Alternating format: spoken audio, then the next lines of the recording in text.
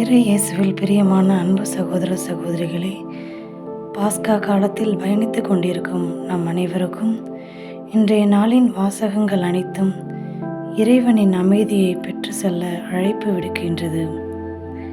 இன்றைய நற்செய்தியில் இயேசு நம் அனைவருக்கும் அமைதியை தருகிறார்.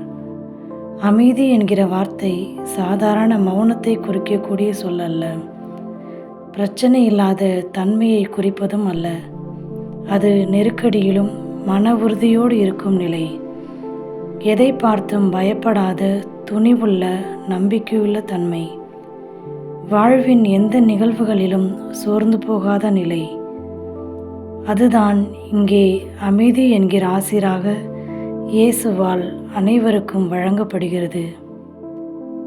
இத்தகைய அமைதியை இயேசு ஒருவரால் மட்டும்தான் கொடுக்க முடியும்.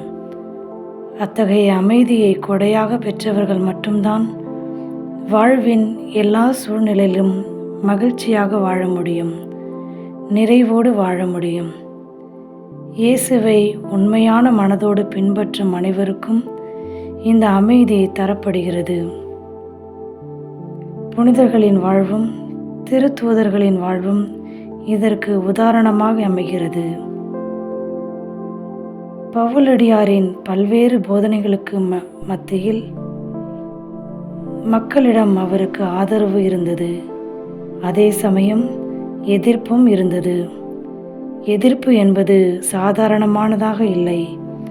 அவரை கொலை செய்ய செல்லும் அளவுக்கு இருந்தது. எனினும் அவர் துணிவோடு துன்பத்தை எதிர்த்து இயேசுவின் மீது நம்பிக்கை கொண்டு தனது வாழ்வை தொடர்ந்து பயணித்தார்.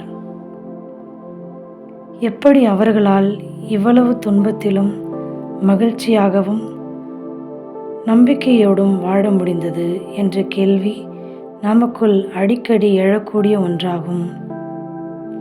பல்வேறு துயரமான நேரத்திலும் எப்படி அவர்களுக்கு மன உறுதி இருந்தது என்று நம் மனம் அடிக்கடி நிச்சயமாய் நமக்குள்ளாக இருந்து கேட்கும். இயேசுவின் அமைதி என்கிற கொடைதான் இந்த கேள்விகள் அனைத்திற்குமான விடை. நாமும் ஆண்டவரிடம் இந்த அமைதி என்ற கொடைக்காக இறைவனிடம் இறைஞ்சுவோம். நமது வாழ்வில் சிறு துன்பம் வந்தாலும் துடித்து போகின்ற நாம் அதை மன உறுதியோடு எதிர்கொள்ள ஆற்றல் இல்லாமல் நமது விசுவாசத்தில் தளர்வுற்று சோர்ந்து போகிறோம். அத்தகைய நிலையிலிருந்து மீட்க பெற்று இறைவன் மீது ஆழமான நம்பிக்கை கொண்டு அவரது அமைதியை வாழ்வில் சுவைக்க இறையருள் வேண்டி அவரை நோக்கி மன்றாடுவோம். ஆமீன்.